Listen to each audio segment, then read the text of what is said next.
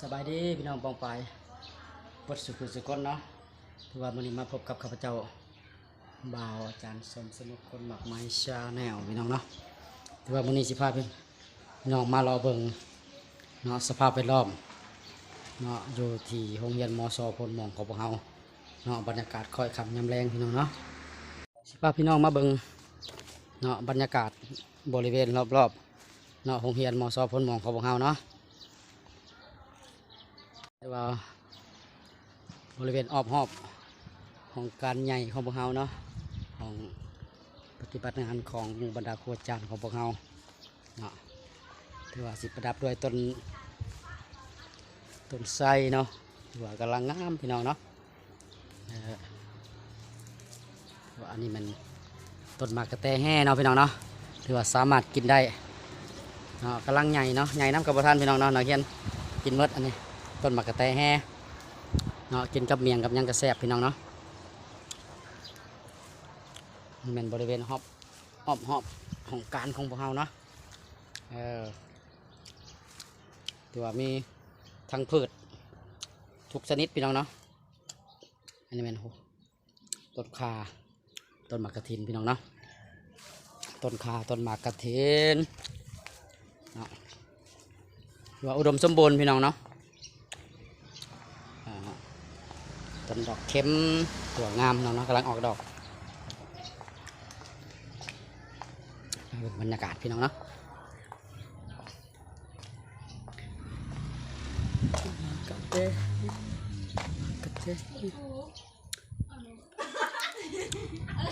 แล้วอันนี้หลักกินยังอยู่นี่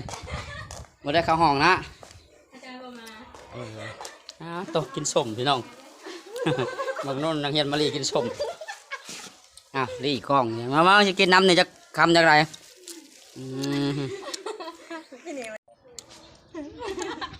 กินส้มพี่น้องส้มมะขามเลยพี่น้องเด้อ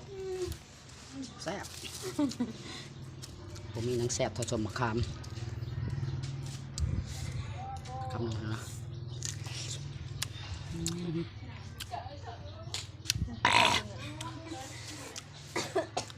มาแม่นังเตยเห็นกล้องปัจจุบันเอากล้องจบตัวนี้หัวจะไข่พี่น้องหัวจะไข่กันนี้เนาะหัวจะไข่หัวกา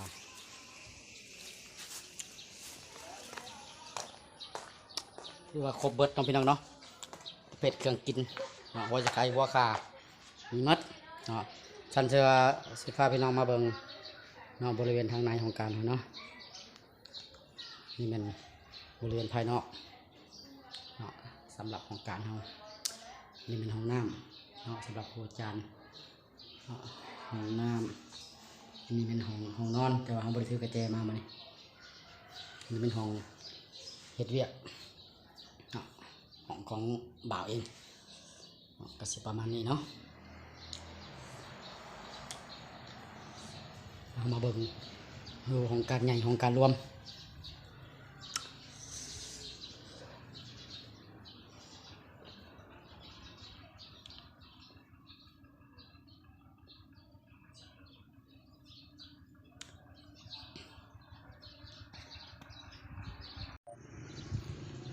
อันนี้เป็นด้านหน้าทางประตูเข้าโรงเรียนด้านหน้า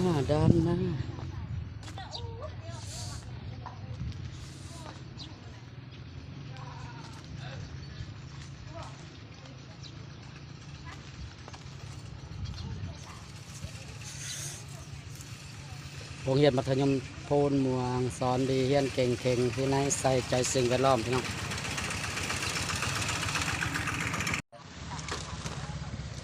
สำหรับพักโซนนี้มันจะเป็นคำขวัญของเมืองจำพรเนาะพี่น้องเนาะเมืองจำพรดินดำน้ำซุมมีกลุ่มวานอนคอนสวรรค์เสียงลำอ้อยอินถิ่นทาราแรงปลาผาอู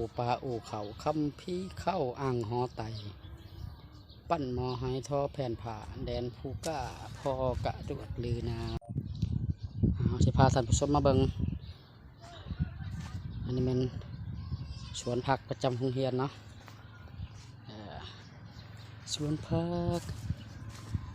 มองเฮือนกำลังงามพี่น้องเนาะ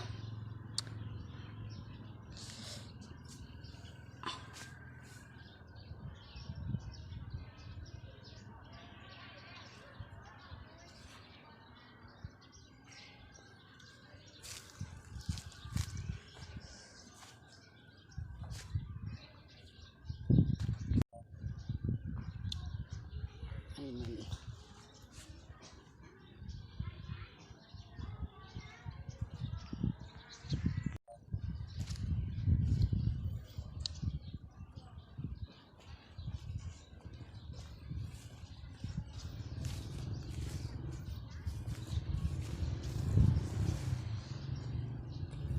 ต้นดอกดาวเรือง